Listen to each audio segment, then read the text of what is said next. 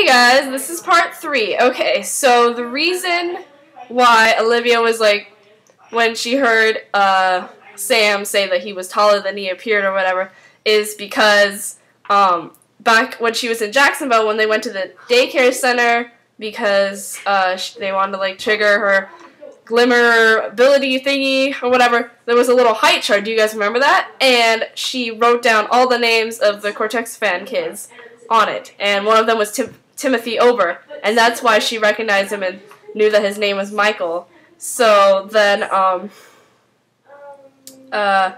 so she thinks that the killer is targeting Cortexafan kids, and Walter is like, why would they do that? Why would they do that? And he's like kind of tripping, and well, not tripping like drug tripping, but I mean tripping like crazy. And so then he says that the Cortex fan would be, that it would be like the chi touch hand thingy would work like only with the Cortex fan because of the, I don't know, but it only works with Cortex fan kids, so that's why he's targeting them. And that means that Wilson, the killer dude himself, is a Cortexafan subject. Why am I having so much trouble saying that? So then this scene is also really good. This is where, like, I love Nina. So, Olivia goes to Nina's office because she wants a list of, Cortexafan subjects. Even though Peter said that, like, that the last time when they wanted a list from her, she said they didn't have it, but she's like, you know, Nina's never really been a woman of her word. So, she goes there, and then, she's like, no, I don't have a list. And then she's like, I know about Peter. I know the whole story. And she's like, have you told him yet? And then she's like, no, but I'm going to. And then he's like, no, you're not. And she's like, well, how do you know that? And then she's like, because you haven't told him yet. And I'm sure you've had a number of opportunities. Well, I remember all the dialogue from this. Okay. Anyway, she's like, you probably had a number of opportunities. And she's like, that's no excuse. I have my reasons. And then she's like, you're not going to tell him. I can see it in your eyes. Working closely with someone often brings up feelings for each other. I know, you're afraid to lose him. You didn't come here to ask me for a list that you know I don't have. You came here, and you also didn't come here to announce to me that you know Peter's story or whatever. And she's like, you came here to try and get me to talk you out of it. Whoa! So that scene was pretty good, which kind of like shows that she's like with Peter. So, I mean, Olivia is, not Nina. That'd be weird. Okay. So, so Olivia, like, subconsciously, I don't know, like, wanted Nina to talk her out of it so she wouldn't have to tell him and stuff. So, then there's a knock on the door of Nick Lane's aunt. Remember Nick Lane from, like, long ago? I think that was Bad Dreams, right? Yeah. So, from episode Bad Dreams where, or is it? I think it is.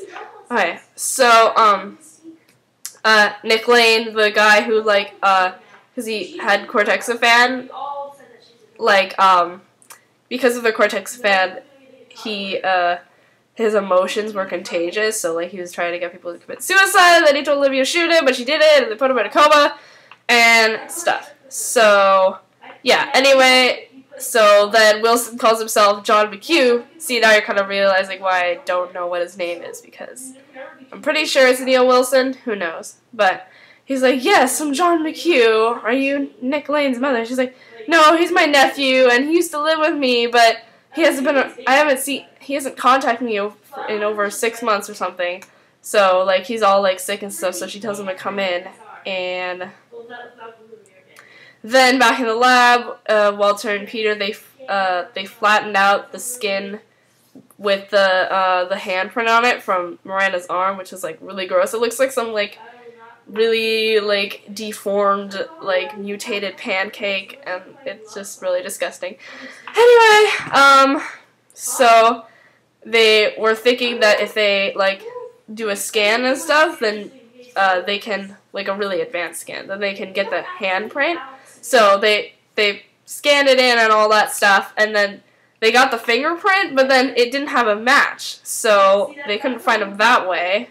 And then So back at Mrs. Lane's house, Niels Wilson or whatever is like, oh yeah, you know, Lloyd Becker gave me the address to here, and she's like, oh, I remember Lloyd. They were such good friends. He was such a nice boy or whatever.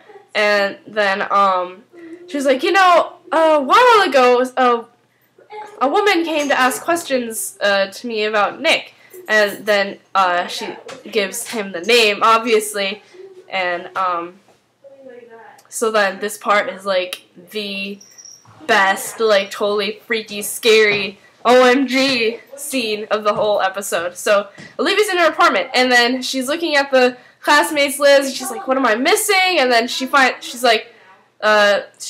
that the first victim was Julie Heath, who is the sister of James Heath, who was her classmate.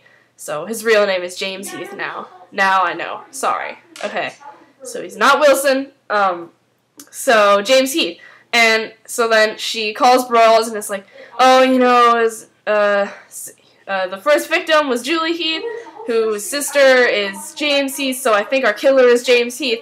So they're going to meet at the office and the headquarters and everything. And then she hangs up the phone and she gets her stuff. Well, not really. She doesn't have any stuff. And she walks out the door. And there he is! Like, Heath standing in the hallway! And he's like, hello. And then she's like, hi. And then he's like, my name is, what does he introduce himself as?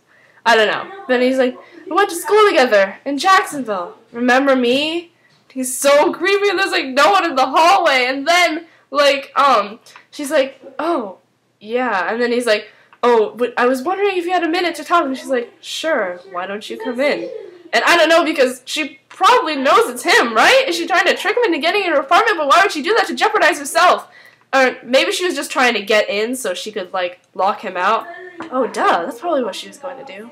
But anyway, so she's, like, walking up to the door and, like, slowly putting her keys in. And then he looks at her and then looks at her waist and he sees the badge. And then suddenly, she looks back at him, and he has this face. And then she, like, runs into her apartment and tries to slam the door on him, and he's trying to get in and, like, touch her so he can kill her. She's like, ah! And then she falls back on the floor, and her gun's on the floor, and he's, like, standing at the doorway, like, ah, ah. And then she's, like, just lying there, like, totally helpless. And then he kicks her gun away, and she gets the lamp and, like, tries to smash it on his head. And then he falls over, and I thought he was dead, but he's not. So she, like, runs all the way and, like, slips, and she's, like, at her desk, and she presses the speed dial, and then Peter's like, hey, and she's like, Peter, it's me, he's in my house, and he's like trying to chase her, and he gets up on the couch, and he's like running, and she's running, and they're like trying to fight each other, and then like he goes to the table, and then she gets like something, I don't know what it is, like a vase, or it's not a vase, it's too small to be a vase, whatever, she gets this thing, and then she like hits him, and then he falls onto the table, and like smashes it right in half, but then on that table, oh, well, then she's like, stay down, don't move,